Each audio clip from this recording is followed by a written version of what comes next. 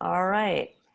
If you are here for the webinar on Palestinian aid, you're in the right place. We're going to give this about a minute to let people get into the room, and then we'll get started. So thank you for your patience, and thanks for joining us today.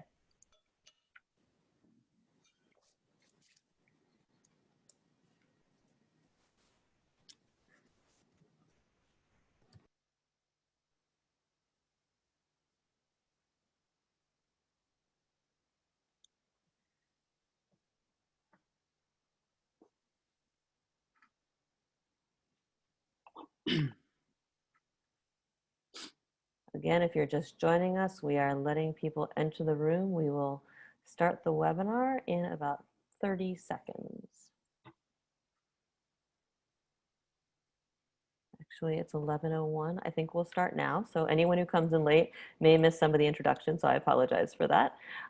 So good morning and welcome. I am Lara Friedman. I'm the president of the Foundation for Middle East Peace, and I'm very pleased to welcome you to our webinar today. Is it time to reform international aid to Palestine? Since the outset of the Oslo peace process, the Palestinian Authority and Palestinians living under occupation have relied on significant financial and humanitarian support from the international community. In parallel, that same international community has continually promised but consistently failed to provide the kind of political support required for the development of an independent Palestinian economy, without which the Palestinians will be forced to be forever reliant on international charity. Now with the Oslo process basically dead and the political horizon for a negotiated solution that ends the occupation really not in view, has the time come to reform international aid? To shed light on this topic, we have with us today two experts who we are very honored to have. I will introduce them briefly here. Their full bios are in the invitation that you should have seen for this webinar online. I'm going to go alphabetically, starting with Inès Abdel Razek, coming to us from Ramallah.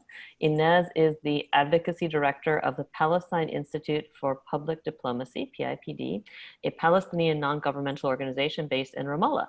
Before joining PIPD in 2019, Inès held advisory positions in the Union for the Mediterranean in Barcelona and the UN Environmental Program in Nairobi, and in the Palestinian Prime Minister's office in Ramallah. Moving on, we have Zayne Abudaka, who is coming to us from London. Zayne is an economist and a private sector development specialist. He provides strategic support to several projects in Palestine with a focus on agriculture, technology, and social impact investment. He also regularly contributes to publications on the Palestinian economy and on the role of technology in Palestinian economic development. And last, we have Dr. Alaa Tartir, who is coming to us from Geneva. Alaa is a researcher and academic coordinator at the Graduate Institute of International and Development Studies in Geneva, a global fellow at the Peace Research Institute Oslo, and program and policy advisor to Ashabaka, the Palestinian Policy Network. So, as is FMEP's regular practice, as anyone knows who comes to our webinars on a regular basis, the format for today's webinar will be a discussion between the panelists and myself. In addition to my own questions, and I do have questions, we are eager to take audience questions. Those can be submitted via the Q&A feature at the bottom of your Zoom windows. You can do that at any time throughout the panel. I will be keeping an eye on the Q&A box and will do my best to factor in as many of your questions as possible. And if we don't factor in your question in the discussion part, rest assured we will be handing over a list of all of the questions to our panelists, so it will certainly inform their thinking and writing in the future. So please do submit your questions. Also, please note this webinar is being live broadcast on Facebook Live, and it will be posted online as a video immediately after it ends. Finally, if you have technical problems with the webinar, that is what you use the chat function for. And a colleague will be checking that. Do not use the chat function for Q&As because I won't see them. So with that, we're going to get started. So I want to start with Alaa. Alaa, can you give us an overview about aid to Palestine? How did Oslo open the aid floodgates for the Palestinians? And how much aid has been delivered to the Palestinians since Oslo? And what are the key sources we should understand? Yeah, sure. Well, first, thank you very much, Lara, for the introduction and for the invitation to be part of this webinar. And this is an opportunity also to say congratulations for the fantastic series that you've been putting together at the foundation and producing over the past few months. Well, talking about aid to Palestine and the Palestinians is not particularly a pleasant topic. Yet it offers us some good analytical tools to examine the dominant political and economic frameworks. It also reflects the imbalances of power between the occupied and the occupier. And also it exposes the international community and the donors who would like to cover their political failure using this aid funds and aid leaves. So if we go back to Oslo Accords that was signed like 27 years ago, that Oslo Accords was accompanied by an aid package. International community decided that to let the Palestinians buy in the process, we need to help them by providing this aid. And in particular, that aid aimed to achieve three broad objectives. The first one was to build this lasting peace between Palestinians and Israelis. The second one was to build effective, accountable, and democratic Palestinian institutions as part of the process of building the future Palestinian state. And the third objective was to ensure and induce sustainable socioeconomic developments. So these are the three broad objectives that define the aid framework of Oslo. Looking at these three objectives as of today, it's not hard to figure out that development and peace remain elusive. And the very state that this aid wanted to build and support is very far from materializing. And these are not breaking news. But if we look at some of the figures to show how big this business, how big this industry, according to the OECD database, since 1993 until today, over 40 billion of US dollars has been spent as part of the international aid to the Palestinians living in the West Bank and Gaza Strip. So 40 billion is a rather big number. And that puts the Palestinian as one of the top recipients of per capita recipients of non-military aid in the world. So it's a serious business. If we look at this 40 billion, 75% of this, almost 30 billion, has been delivered between 2007 to 2019, which is the height of the state building project and the UN recognition and all of that. And if we look at the last 10 years, we notice on average, Palestinians received around 2.2 billion annually dollars, which makes around 20% of their GDP and per capita around $520. All of this is just to say it's lots of money. Of course, it's not lots of money when it's compared with the US aid support to Israel, but still, if we focus on the Palestinians and how much they receive, it can do much. In relation to where this money is coming from, and this is like briefly, almost or roughly around 50% of that aid is coming from the European Union and the European countries, followed by the US government when they used to provide aid, and then funds channeled by the World Bank, and then Arab countries. So these are the main clusters for aid to the Palestinians. The PA, the Palestinian Authority, was the main recipient of that aid. And that aid mainly filled the financial gap that existed, supported the Palestinian Authority budget, as well as went to lots of to address humanitarian needs. We'll discuss later in the webinar, but very little really went to real development processes. And to end with a note, when we look critically at this aid, we also need to look how much of that aid went directly and indirectly to Israel and supported the Israeli economy. So hopefully that provided some overall reflections on the aid business and industry and the sources of it. Thank you, Alaa. That's a great starting point for this conversation. So Inez, picking up on that introduction, can you drill down a little bit into the political framing and assumptions that were underpinning that aid all of this time, and specifically talk about the role that foreign aid has had in trying to keep alive the idea or the objective of the two-state solution itself? Thanks, Lara, and thank you very much for the invitation. Yeah, and great, thank you, Alaa, because I think you've drawn like the objectives of that aid, and that's very much based on the political objectives of the aid. I think when we talk about aid to Palestine, we can't detach. I think obviously the base for this is the two-state solution, and that two-state solution that was drawn by the Oslo Accords. But eventually the Oslo Accords are not the two-state solution.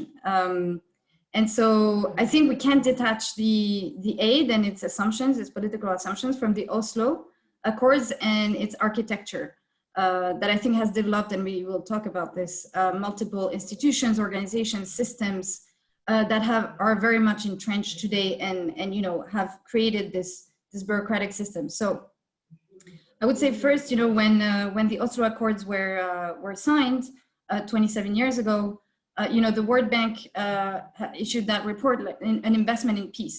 And I think, this is the assumption of the Oslo Accords, that this was about bringing peace based on a two-state solution, on 67 borders, etc. Now, it's worth reminding that the Oslo Accords never really, there was never written like statehood for the Palestinians, nor actually was it really providing for all the international parameters and what is effectively what we understand and the international community understands as the two-state solution. It left all the major issues for later. So, that aid came with, we are providing economical and financial aid to the Palestinians that will eventually, bring them to accept compromise and accept political compromise, and in return they might get more of of the parameters that need to be outlined on the two-state solution: sovereignty on natural resources, sovereignty on the borders, on the trade, etc. That never came.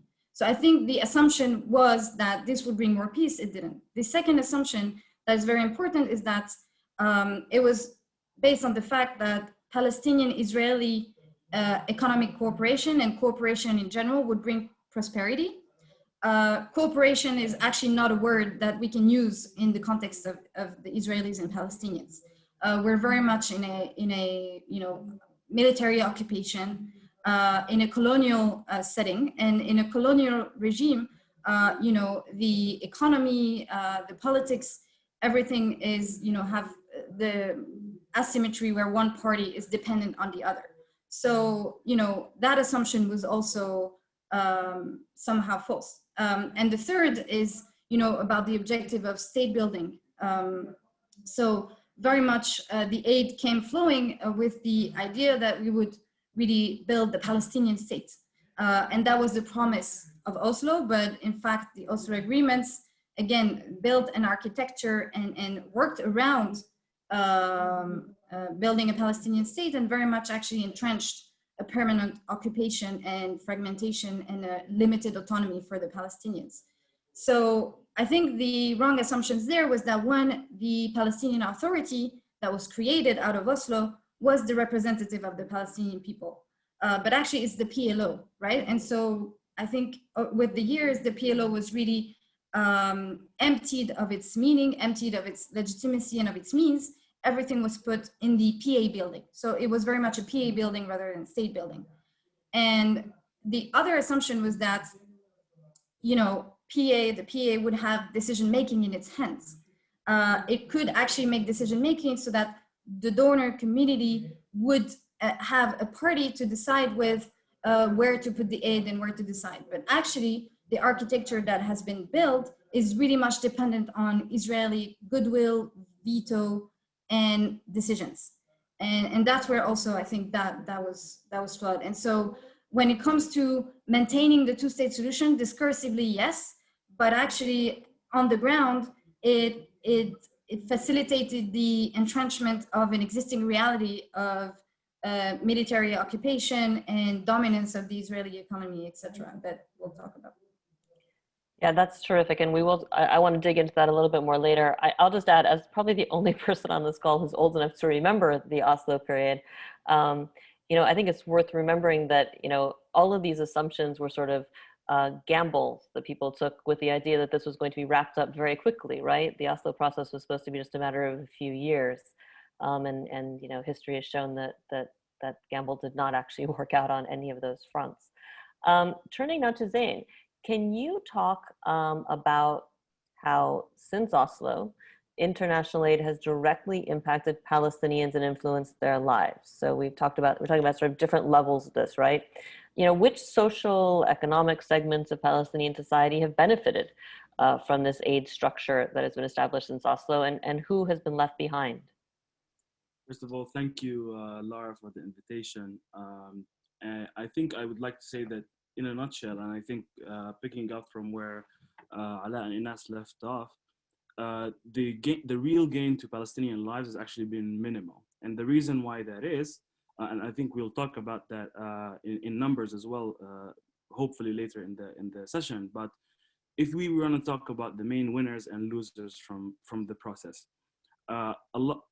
in terms of who gained and who won, I guess the biggest winner here is really Israel, because in addition to fulfilling so many of its political and security objectives, it also, a lot of this money will end up in Israel. Actually, there's good research by Israeli economist Sher Heber, who shows that over 70% of aid actually end up in the Israeli economy, right? Because the other group that I would say benefited in a limited fashion is public sector employees, right? So a lot of this aid was absorbed in public sector hiring.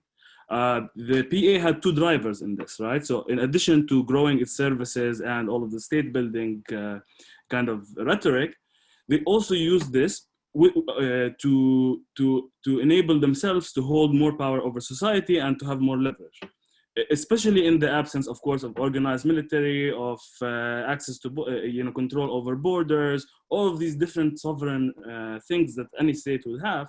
Without it, they've used public hiring to empower constituencies within Palestinian society that would benefit them. Namely, for example, this happened on two fronts, and one of them is Wasta. So one of them is like basically empowering tribal structures or clan-based structures by hiring people at the top and letting these people hire their people under them. That's one thing. And then the other one is mahsubiyya, which means the same thing, but for political party, right? So Fatah Party was also able to hire its own people and then create this kind of clientism that meant that although you have more public sector jobs, as soon as the aid stops, the expansion of jobs would stop. But actually the people whose relative power increase are the people who are holding the top, kind of positions here. The other thing, there was a short-lived boom in services economy and the construction. Because, all of this public salaries are going to be spent. And I'm talking both public sector employees and like nonprofits and all of these that were financed. So all of this spending went to services and construction. Both are not productive sectors. So once you've built a building, you've built it. Khalas, you're done. And that's a lot of that applies to most of the things that were the outcome of aid. Finally, and I think this is something that's often left out, is large corporations. So large corporations, because they already enjoy monopoly structure, because of all of the different deals that the PA has done with them to bring that money in. Actually, with the increased consumption, and the monopolistic position they hold, they benefited also a lot and gained more power. This became even much more when the international community decided to start reducing its aid. Why? Because now the PA has no source of income, which is aid. So they started relying specifically also on the banking sector for additional aid. This increased a state also of state capture that a lot of big capitalists have benefited. Who left behind? Well, many people, and the productive sectors were left behind. So agriculture, people in agriculture and manufacturing, that went, that took a big hit, not only because of course the situation, but also generally in the region. Like the trade liberalization, the entry of Chinese and Turkish products into the Palestinian market, that also played a role, but also the competitiveness of Palestinian products went really low because of the control of Israel. Workers in Israel have increased. So although in the second intifada that was stopped in the West Bank, but then the numbers grew again. So now it's hard to tell what the real number is, because you have a lot of official and non-official, and then people who registered and have a permit and people who don't. But maybe around 120 to 150,000 people. This is 15% of the total working population in Palestine, by the way. You have informal economy, so 70% of the businesses or more, actually that's very hard to tell, but estimates, are actually not even known. We don't even know about them. So even if there is aid, or even if there is any support even by the government, this became really important under COVID, right? You can't reach them because you don't know about them, they're not registered, all of this stuff. And finally, even regionally within the West Bank, so even the areas, one main thing is Gaza and East Jerusalem completely left out of the picture, right? Later on for Gaza, but East Jerusalem as well has a population of over 300,000 Palestinians who are not connected to any system. And even within the West Bank, you go to Ramallah and then you go to Hebron and Nablus, and it's not the same. These locations which have the majority of people, where most people live in the north and the south of the West Bank, they have not benefited as well. And the final point, I'm going to stop here, is obviously refugees and diaspora. So these people, as Inès said, as the PA became more dominant and the PLO became less dominant, the representation that these groups had actually became less important to the governing structure, and less attention on this as well. So can I ask you just a quick follow-up? You talked at the very beginning of your answer about a lot of the aid actually going into the Israeli economy. When I hear that, I think of all the US aid that goes directly to pay electricity bills directly from the US to the Israeli company, or I think of US aid organizations that pay demurrage fees when they try to bring things into the West Bank and get them stuck in Israeli ports. Is that what you're thinking about, or is there a broader trend there that needs to be just at least highlighted? There's a much broader trend, actually, because you have all this money going into public sector salaries, right? And to salaries in general. These salaries, you're going to spend them. You have problems importing and exporting. So you're going to spend them buying Israeli products, which means that these things go back to Israel. And so on. Direct and indirect. So it's like a cycle whereby most of the money, just ends up in Israel, whether directly or indirectly. Great, thank you. So Alaa, I want to come back to you. So again, keeping on the same theme of the effects on Palestinian people, what has been the effect of international aid on the Palestinian people living under occupation? We're going to focus on those under occupation. Zayne talked about a wider group, but let's focus on under occupation for a minute. In terms of the key socioeconomic indicators that economists would use to look at the impact of aid anywhere in the world, how would you judge that? Yes, maybe before addressing this question, just going back to where Zayne ended his intervention, we need to keep in mind that this aid intervention exists within the Oslo framework, and in particular the Paris Protocol for economic relations between Israel and the Palestinians. And this is why this percentage, that like 70%, goes directly and indirectly, explicitly and implicitly to the Israeli economy. Because of the structure, it is because of the design of the framework that we have there. It is a reflection of the status of dependency that is in place, and this is why revisiting the aid framework requires revisiting the Oslo economic framework, which is the Paris Protocol, if we want to address the issue from its roots. So that's just like a framing issue. But directly on your question in relation to the impact of aid, I think it is important to recognize that there is an aid development paradox or aid development puzzle. And what I mean by that is that all these amounts of aid has been increasing over the years. And when you look at the socioeconomic indicators over the years, they've been declining and they've been decreasing in all senses. Like even if you look at the sustainable development goals, if you look at the poverty rate, unemployment, food insecurity, and the productivity base that Zayne talked about, they're all decreasing. And that is really a serious matter. I'm not saying that aid created this, but I'm saying that aid did not address these indicators and reverse them. And maybe I would like to refer the audience to a recent report published by the UNCTAD, which is the United Nations Conference on Trade and Development, that provides such a grim picture of reality despite all these amounts of aid. But then looking at the impact of aid, then we're faced with another paradox, which is what is known in the development literature as the micro-macro paradox. What I mean by that is that lots of donors celebrate their successes, the impact that they've done. Lots of recipients celebrate this aid in their narrative reports and the reports that they send to the donors, how much things we did with your aid. And this is like success story here and success stories there. And then the natural question comes like, if we have all these success stories at the micro level, why they don't upgrade to the macro level and we see a different picture at the macro level? But this is precisely the problem. This paradox tells us that the overall framework that these micro successes will work within is totally structurally problematic, and there is like structural deficiencies in that overall framework that I refer to, which is the Oslo Accords economic framework driven from the political one.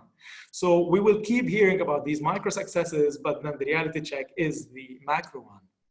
So the aid, yes, of course, we saw, or we're still seeing limited successes in certain sectors, better services provided now than before. We see that that aid sustained the Palestinian Authority for the proponent of the Palestinian Authority as an asset. So that could be seen as an impact. We also see that the international aid, through the humanitarian intervention, lessened made the crisis stopped from getting into a deeper crisis, let's say. So yes, it made things or humanitarian aspects a bit better than if it doesn't exist. But problematically, it mainly served as gap filler and gap filler for all the damages produced or created by the Israeli occupation. And in that case, it didn't confront the Israeli occupation, but lived with it and filled the gap that was created by this occupation. And that is a problem because it didn't address the barriers for development, but lived with it and maneuvered within all of that. And by doing that, it sustained the status quo. And the status quo is not good news for the Palestinians and the Palestinian people. It might be good news for other actors, including donors themselves, but not for the Palestinians. And that's where the aid intervention caused harm by sustaining this status quo that violates so many rights. But looking at many other elements of the impact of aid, it shows us that this aid industry did not challenge the Israeli control. It did not address the root causes of corruption that Zayne started referring to, but again lived with it. But also it sponsored very much a security-driven approaches for development by the Palestinian Authority as well, which is also not good news for the Palestinian people. As well as that aid denied Palestinian democracy, if we think of 2006 and what happened then until the present day through all these conditionalities, so that caused harm.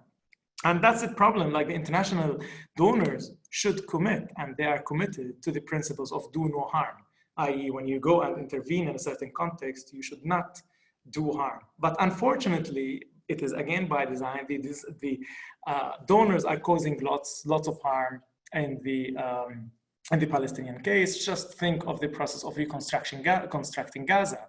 The ultimate failure and the very stark failure tells us what the big limits of this process. So despite all these failures, and just I'm trying to be brief here, despite all these failures, and there is like a recognition that there is an aid fatigue, by the international community. They know that aid is not working, but they are still fixated to the old paradigms, because going beyond these paradigm mean also moving to other political programs. But I want to end maybe brief, there is an equation, if we may so, in the aid industry or in the aid intervention when it comes to Palestine, when we look at the impact. And this equation says the following. It says that in the aid industry or business in Palestine, the United States decides, the World Bank leads, the EU pays, the UN feeds, and Israel destroys. And that equation for me, summarizes the whole impact of aid. If you notice, the Palestinians are not there in that equation because they have to maneuver within all these 5 elements. How do we deal with all these restrictions that we have there? So I leave the audience with this equation, and hopefully we can problematize it a little bit more later on in the conversation. Thank you. And you have anticipated a lot of the questions I want to follow up with. I actually want to shift to Inès for the next question. And Alaa sort of touched on this.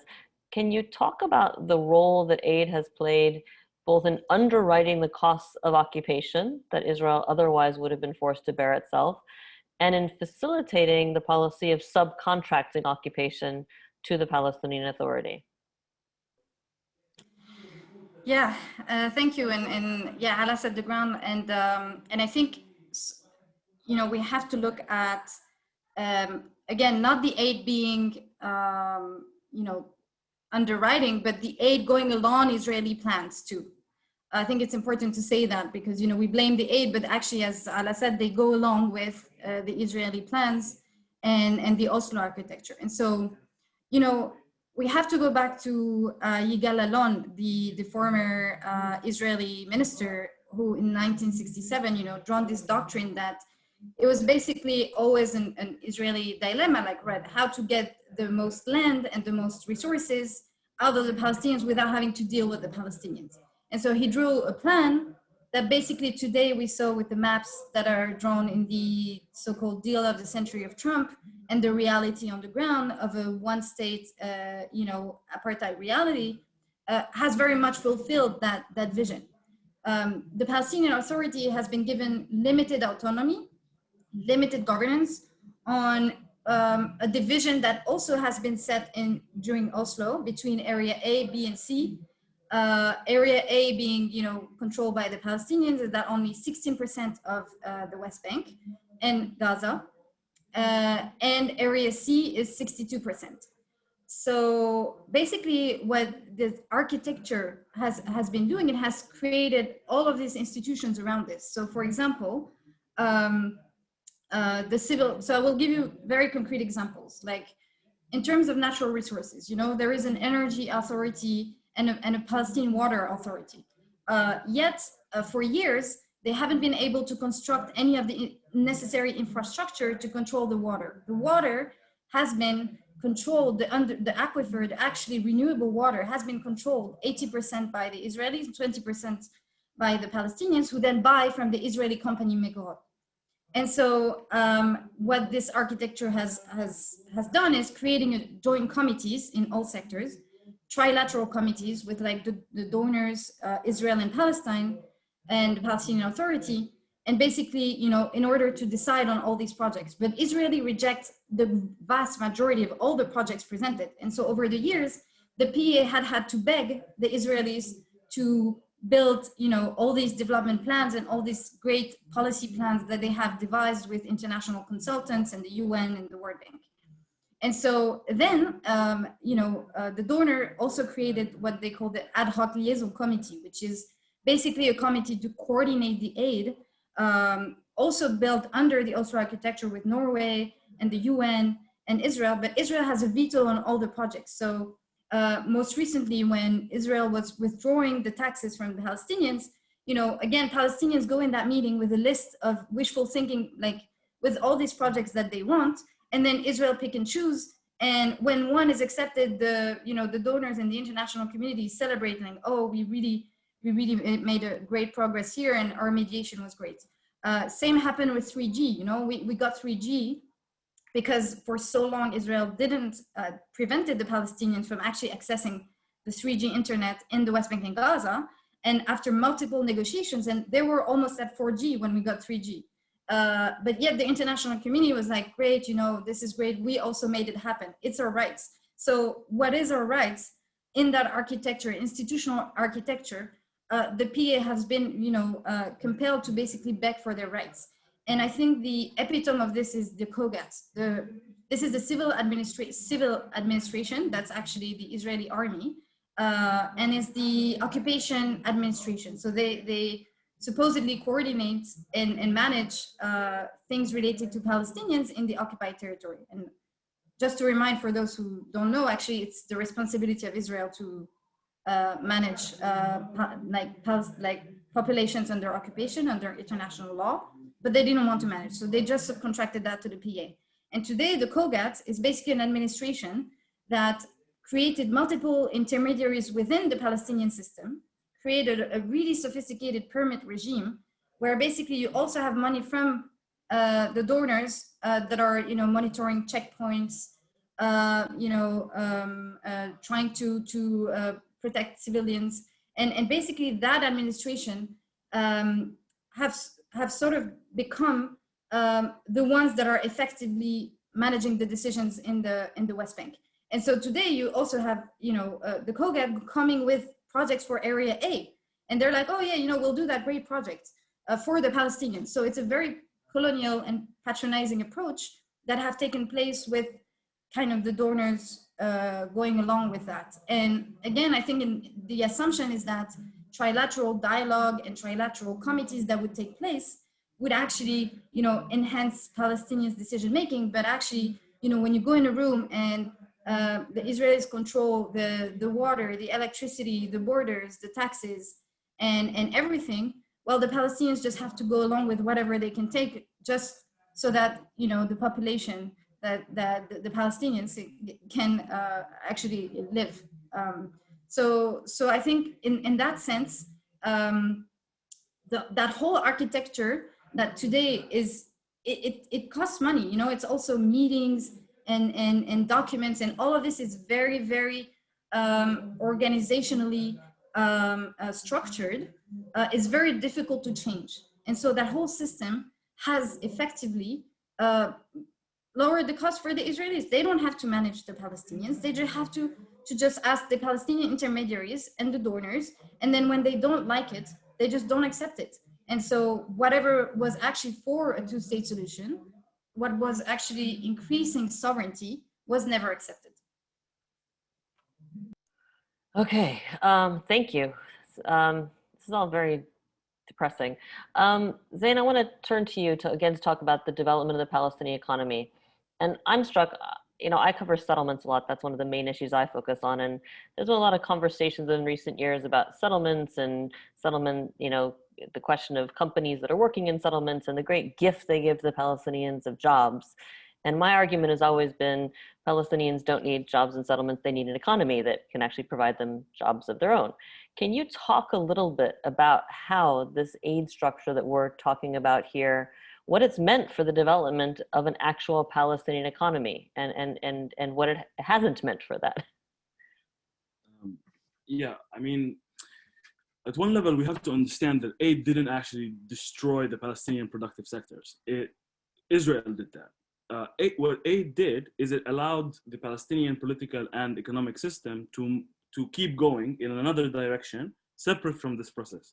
So I think if you think about it in the current context, right, where for agriculture, if you want to grow something, most of the agricultural land is in Area C. Most of the water is controlled by Israel. The fertilizer 20, it's called NPK 20-20-20, which is the key to let's say large scale. That's banned, right, in the West Bank. So, and obviously in Gaza for sure. So all of these things that you need, for example, for agriculture are not there. Comes to manufacturing. The cost of exporting and importing goods and services and all of that is much higher than anywhere in the region, including in Israel. So all of these things, if they don't go away, there is no way to actually create productivity in the Palestinian West Bank and Gaza. There is no way. So put that on one hand. On the other hand, you have no control over borders. So that's another thing. So basically, if you want to create like an internal capacity to grow, to not import, for example, from Israel something and then produce it yourself, that's also very challenging, right? Because you can't control the things that are coming in and out of the place. I just want to say something, which is what the aid did in like one line is that it created a situation whereby the Palestinian Authority cannot survive without aid, but also it cannot depend on aid to achieve sustainable economic development, right? So it's this paradox that we are in. And as all of these factors are happening, one thing to point out is that today for youth, unemployment is 40%. Right? So that's ridiculous. And Gaza is over 60%, right? And in the next couple of decades, the number of people in the working age population in Palestine, in the West Bank and Gaza, is going to be double the amount we have now. So imagine this reality. All the trends are going down. The number of people is increasing exponentially. There was a decreasing birth rate, so which meant that in the past, we've had a lot of kids. Now we're not having as many, but all these kids are going to grow up to become people in the working age. So what are you going to do with these people without something that actually challenges the existing structure? It's a very grim reality. Thank you. Inez, I want to go back to you for a second. Just quickly, you talked about the constant sort of negotiation between donors and Israel on what they can and can't do and what Israel wants them to do. Can you talk a little bit about the phenomenon of when the donor community is supporting things they think support two states and Israel, for instance, is demolishing those projects? Can you talk about the very strange dynamic that exists between the international community and Israel on this? Yeah, let's be very clear. I think the donors are bullied by Israel, literally. And as Alaa said earlier, there's absolutely no political will to challenge the Israeli government, or at least, they will pay lip service to peace and human rights and support some important projects on the ground. So not all, again, is bad. But indeed, when it doesn't please Israel, Israel makes sure to bully the donors not to do it. So it takes several forms. So indeed, there are infrastructures built, for example, for the Bedouin communities in Area C that are regularly destroyed because Israel says it's illegal. So every time Israel doesn't want something, it's illegal. But it's illegal under military law of Israel and under colonial law. So and basically you have this constant kind of building and destructing. And I think Israel has also come to disdain and kind of not really much pay much respect for the donor community because they know they will go along. Another thing is actually sometimes denying the international community to even go in. So when it comes to the UN looking a bit deeper into some degradations on the environment or something, it happened that Israel has denied experts visa. Under human rights, obviously, that the Human Rights Watch representative was kicked out. And in Gaza, again, it's, with the blockade, it's a constant battlefield where eventually they completely prevent everything from entering, and then the international community has to beg for 1% or to change that product in that list, you know, because it's really essential. So let's have that product actually entering. And so it's not pleasing for the Palestinians nor for the donor community, but they just go along with the rules. They just go along with that game. So some countries have, you know, once or twice tried. Some countries had, you know, put forward a letter to the Israelis public trying to challenge and ask for compensation, but nothing happened. And so, yeah, so I think that bullying is very real. And obviously then the Israelis will either go directly through their government to challenge donor projects, or through you know, anti-human rights, anti-Palestinian, pro-Israeli lobbies that will try and make the funding go, or this project go. And that's the example of the education sector. So European countries freezed their funding to the education sector because there was suddenly this huge defamation campaign against the textbooks, and you know, the textbook being accused of being anti-Semitic and so on. And so eventually the European Union put I think a couple of 100,000 into a study to actually look at Palestinian textbooks just to see what is in there, and so can they continue or not. But obviously it's really based on not understanding the Palestinian narrative, denying Palestinians their history and their identity.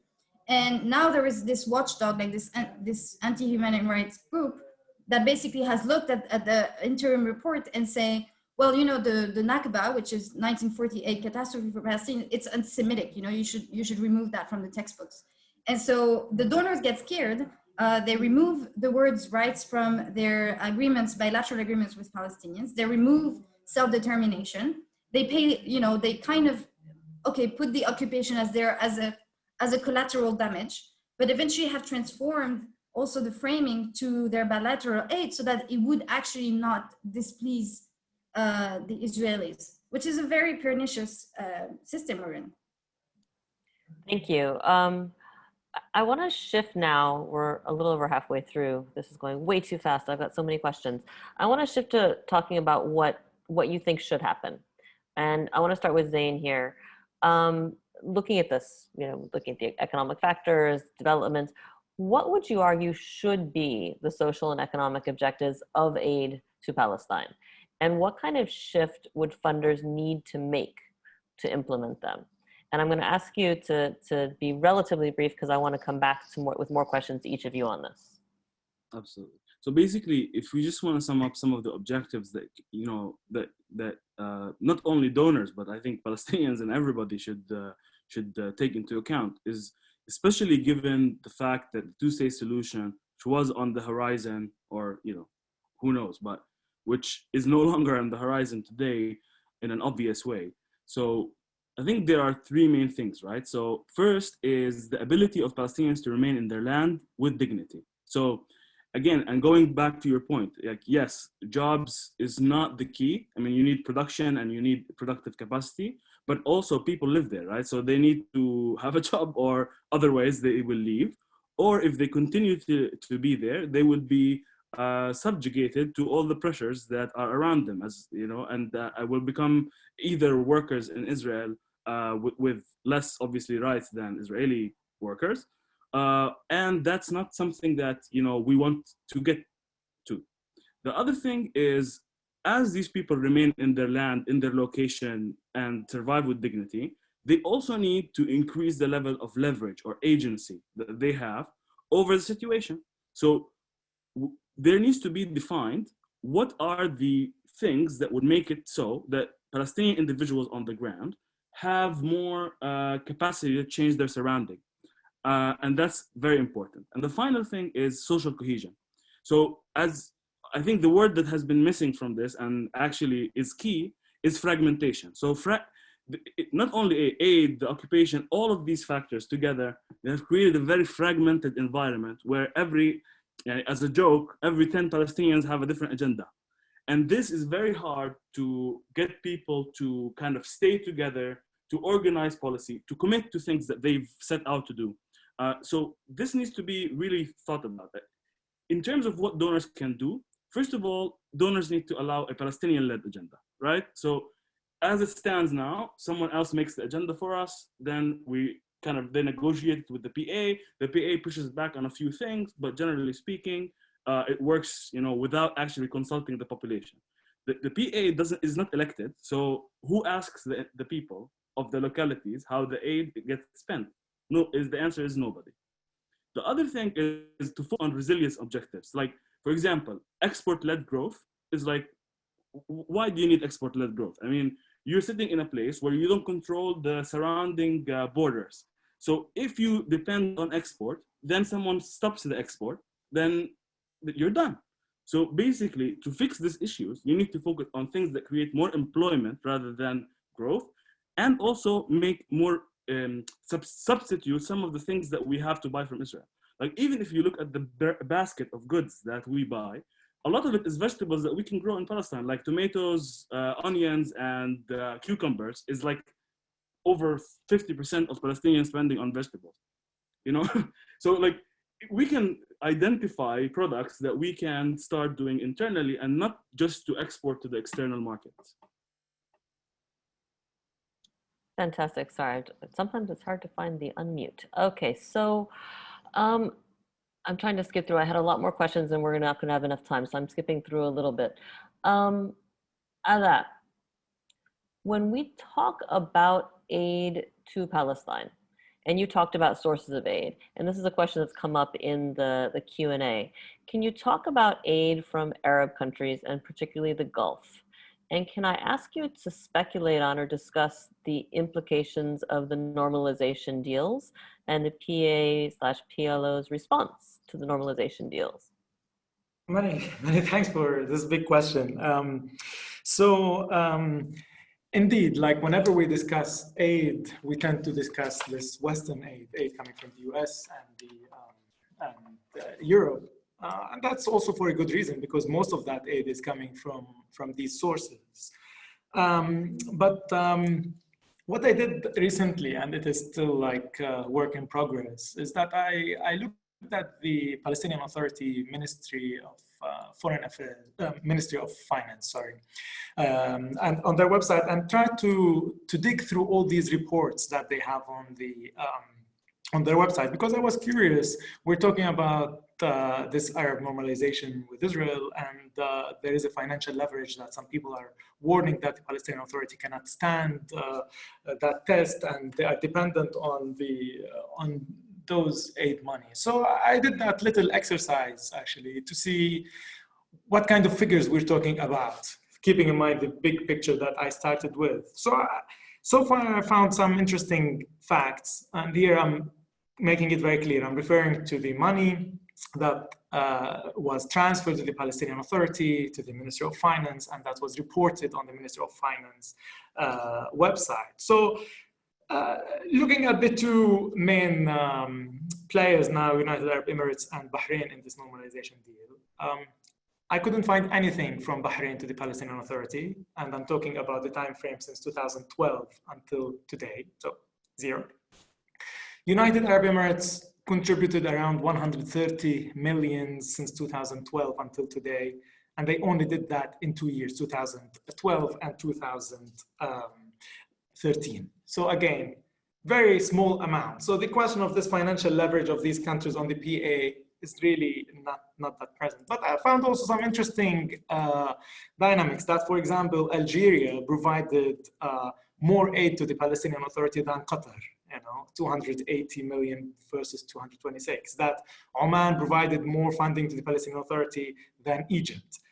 Iraq provided more funding to the PA than Kuwait, and so on. The important factor in all this is Saudi Arabia.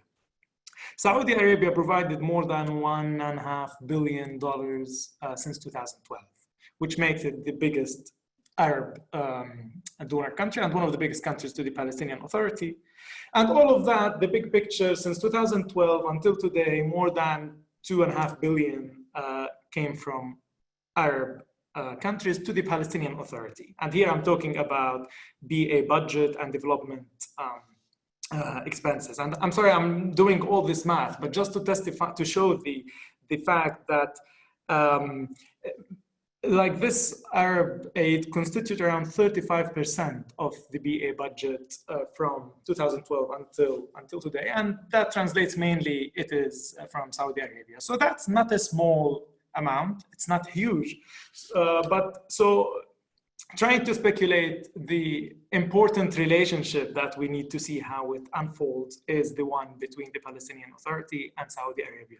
It's not with, in financial terms, it's not with Bahrain, it's not with the United Emirates, and even it's not with Qatar, it is with Saudi Arabia. If we see this aid ending soon, then that's a serious question that the Palestinian Authority need to address.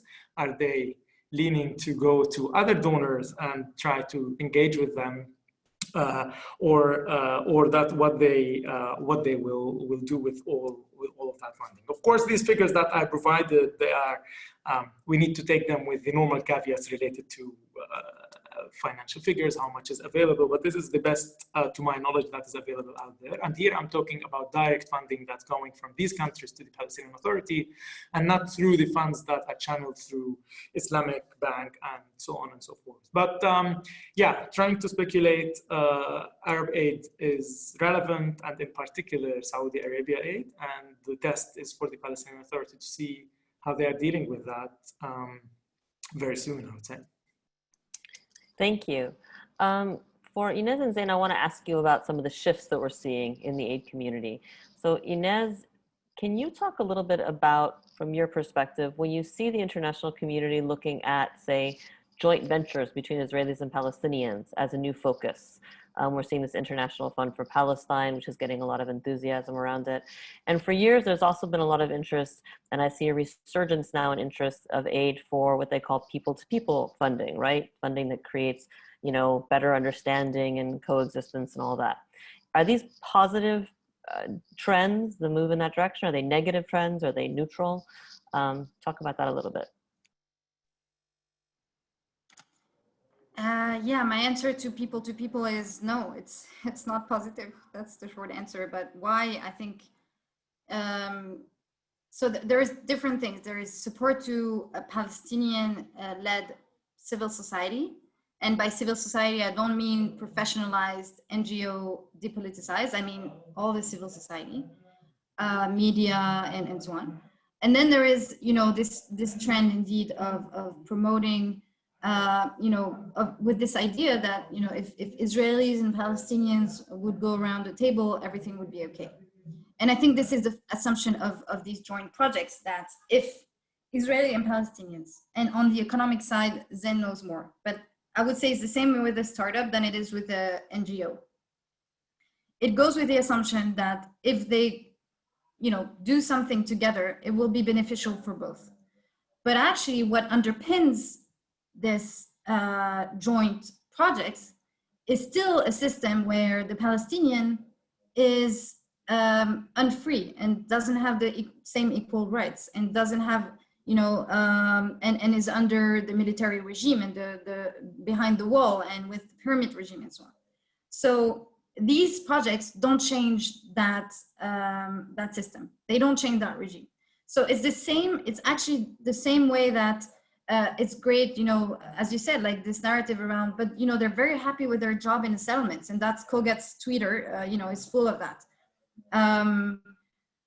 But actually, and so, you know, oh, it's great. They had, you know, they're having a job in a, you know, or they're employed by a startup in Israel, and they can learn from them. Or great, you know, we'll do some camp together in some peace building activity, and that will change the system. But no, everyone goes back home with that same discriminatory regime that's not changed by these projects. So I think it's very pernicious because it normalizes, and that's where we talk about normalization. It normalizes occupation and a colonial regime, and that's not positive at all. So that's where I really would like to push back on this type of approach, because again, there is perpetually this idea that if, you know, there is two parties on equal footing, and if they would go around and negotiate, then things would be okay. But the Israelis, and whether it's in the Israeli economy or in the Israeli government, they have absolutely no incentive and no interest in giving away those privileges and actually this domination over Palestinians. It suits them. So And just to support Inés's point here, I mean, we tried this approach for almost 30 years and it failed really, really badly. So why do we need to waste more time and more money and more resources on something that we know the result from now?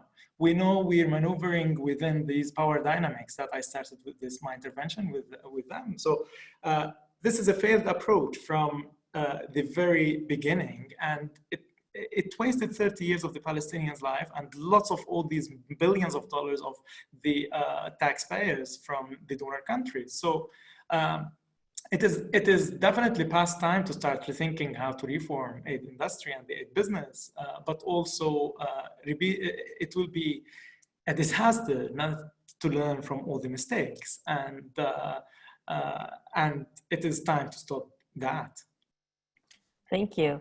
And I would just opine as an observer that, you know, when I hear sometimes when I hear people talk about the idea of people to people and normalization as the route to productivity and success, it sounds more to me like they are recognizing they lack the courage to try something new and different. And this is a safe place. It's not because it's effective, it's because it feels politically safe. Zayne, I want to turn to you and talk about what we're seeing. And this fits a little bit into this idea that we're seeing of joint Israel-Palestine investment. This idea, and we see in the Trump deal of the century, that you focus on the private sector, and that it's private sector initiatives that are going to drag us out of the swamp of the peace process. Talk to us about that. Will the private sector save us? Well, if you put it that way, I guess the answer is no. But generally speaking, I think a lot of people there's a lot of voices that support the approach towards the private sector, mainly not only because of efficiency gains, but also because there's more people around the table, especially in a context like the PA where, you know, no one elects them. So if you have more people around the table, chances are you'll hear more voices, it'll be more dynamic. And it's definitely a mixed bag. So some of the support for certain private sector initiatives has actually been developmental and worked. This is the minority. The majority, not necessarily that useful, unfortunately. The thing is, having said all of this, the problem with private sector aid is similar to the problem of aid in general, is that you have somebody who has all this money who comes and picks winners and losers, right? So someone with the money comes and says, you're likely to succeed and you're not likely to succeed. The issue here is who decides, right? So who decides what businesses need to be supported and should be supported and what businesses shouldn't? And this is why we see trends whereby a lot of support is going to export-led growth, as you know, I mentioned earlier, not necessarily towards import substitution or creating food security. That's the issue. The problem is not in itself in supporting the private sector. The problem is in supporting the private sector as a solution to an otherwise political issue. I always like to give this example of a firm. So imagine yourself an agribusiness sitting in the Jordan Valley. So you wake up in the morning, you can't dig out the water under you because of most of your land is in Area C. Your land is getting confiscated. Settlers are coming and burning your stuff. And then the international community comes and says, you know what you're missing? You need a loan. Credit is what you need. And that's crazy, right? Because they're trying to solve a problem with money whose solution is not money. It's like access to everything else with the exception of money. To prove that this is not being bought by the majority of the population in Palestine, in the West Bank and Gaza specifically, is that the people who have a bank account are less than 30%. So people who actually buy into the need for getting a loan is very few in general, which demonstrates that no one buys this. So that also reminds me, when the Trump economic plan came out of Bahrain, I remember reading through it, and there's a section in it where they talk about this amazing effort to help the Palestinians figure out the private property situation, to understand respecting private property rights. And I'm reading that and I'm thinking, perhaps the people who drafted this in the Trump administration were unaware that Israel had recently passed a law, the regulation law, to literally suspend Palestinian private property rights. I mean, this goes back to the question, this is a political question, not really an economic question that needs to be solved. All right, we are going till 12:15. We have time for another round. I want to go back to Alaa.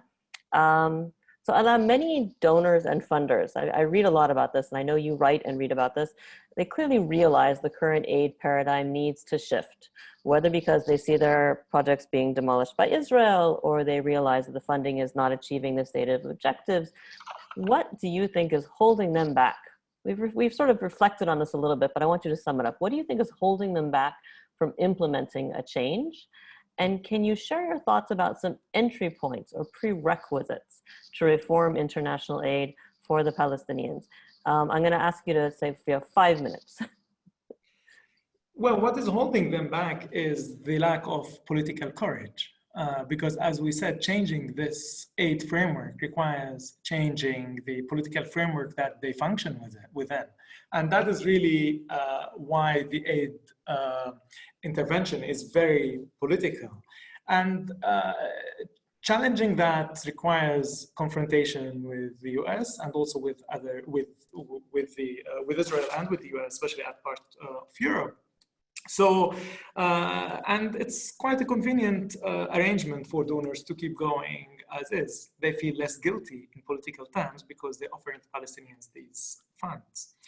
But trying to flip from, I started by saying this will not be particularly a pleasant topic to discuss, because it is quite grim, but like there are ways to not only reform this aid, because reform will not be enough. What we need is to reinvent this whole framework, because reforming the structurally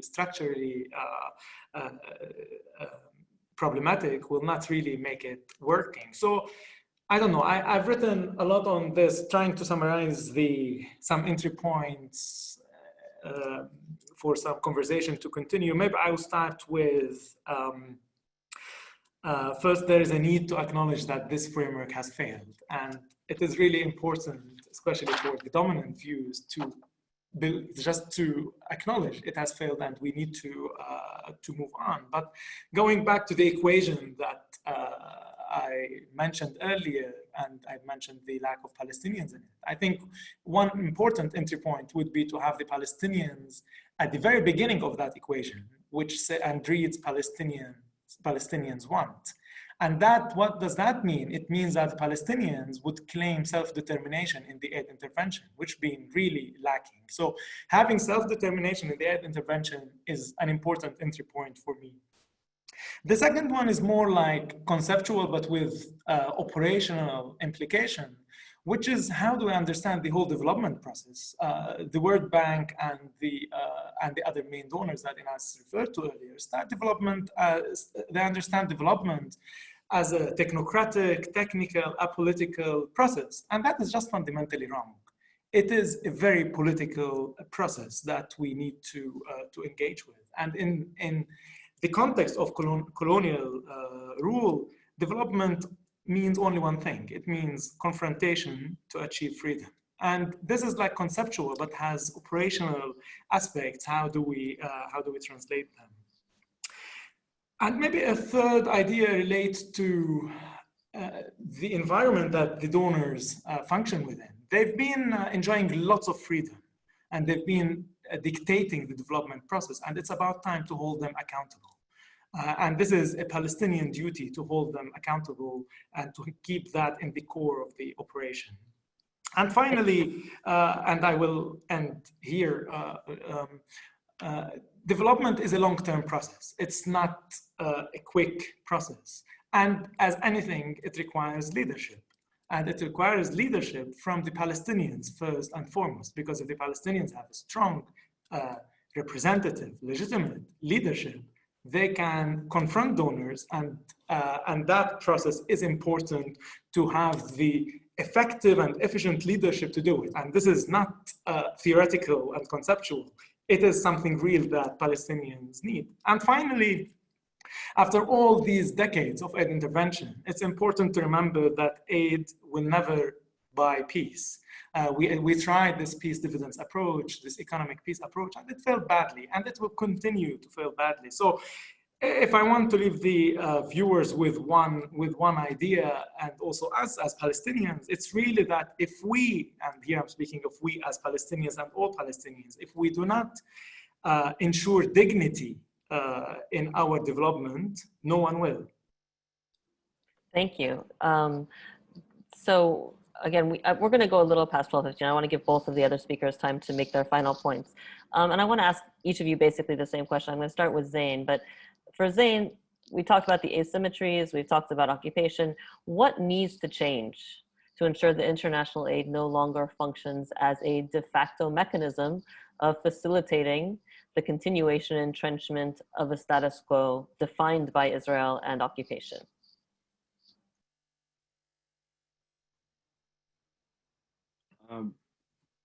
Basically, I think, as Alaa said, there's no development is something that will happen over time. There's no silver bullet here, and the situation is, no question about it, extremely difficult today. And the reality on the ground, some of them will not be solved by money, as I was mentioning before. They will be solved by pressure, actually, and accountability on Israel to relieve some of these restrictions, rather than to give us money to do what with it. The other thing is, I think a key issue here is representation. So who, as I said earlier, who decides where the money gets spent and what do we spend it on? And the problem here, and this is the actual difficulty of it, is that this actually cannot be done by the donor community on its own. It cannot. It has to be something that the whole. All right, so the internet appears to have cut off Zayne. I feel terrible about that. If he comes back in, that's great. Inez, in the meantime, let's come to you. Last question, how could a policy paradigm shift in aid ensure that aid is not actually worsening Palestinians' sustainable development or abandoning them in their path towards self-determination?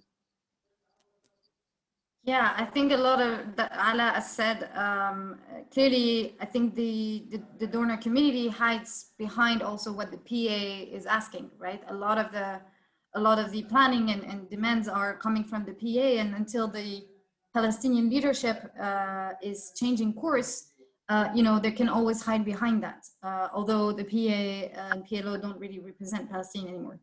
So that's the bigger picture. Same with bigger picture on accountability. I think, what the donors can do, and that's actually can be done in the short term.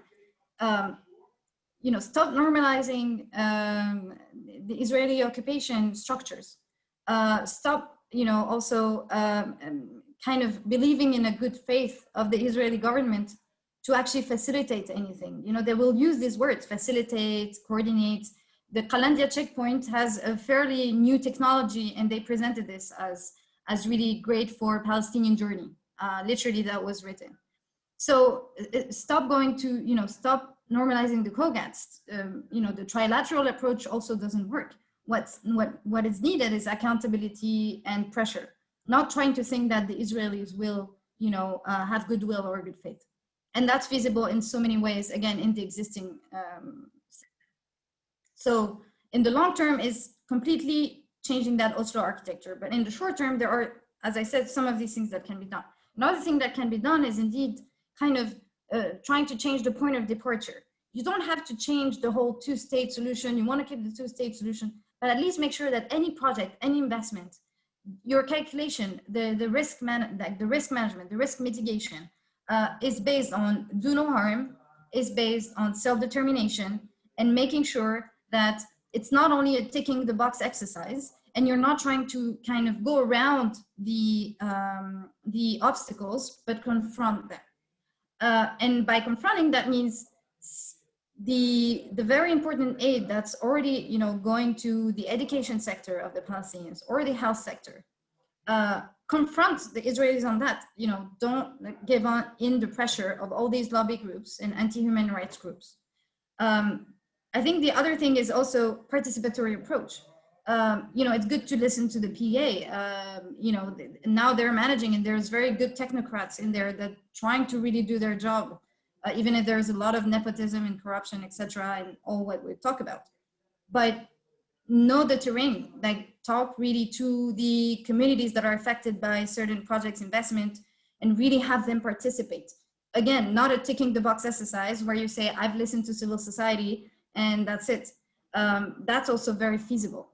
And so all of these things, starting again by, you know, dropping all these joint committees and frameworks and forums where Israel has a veto power and they actually decide, I think can already go a long way into changing things. Wonderful, thank you. And I see Zayne is back with us. Zayne, do you want to wrap up your thoughts in 1 minute?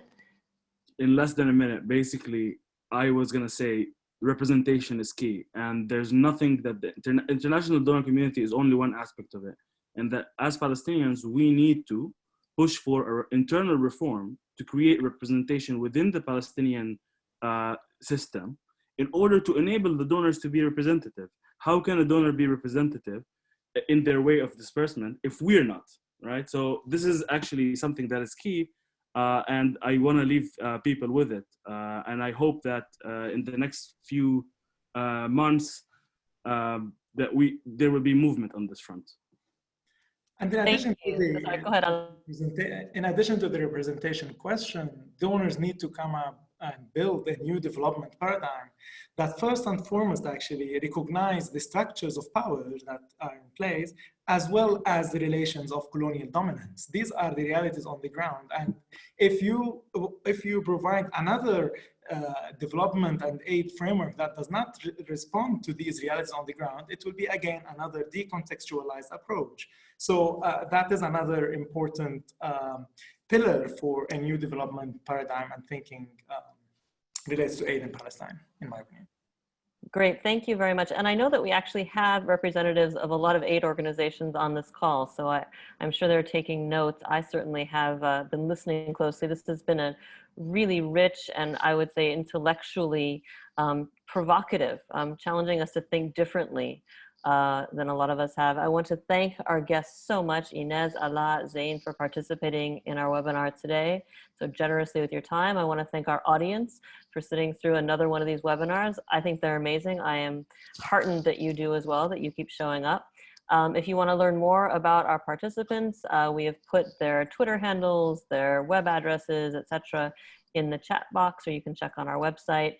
And if you want to find out more about upcoming webinars for the Foundation for Middle East Peace, you can find that out at www.fmep.org. So on behalf of the Foundation, I thank you all, and good afternoon or good evening, wherever you may be. Thank you, Lara. Thank you. Thank you.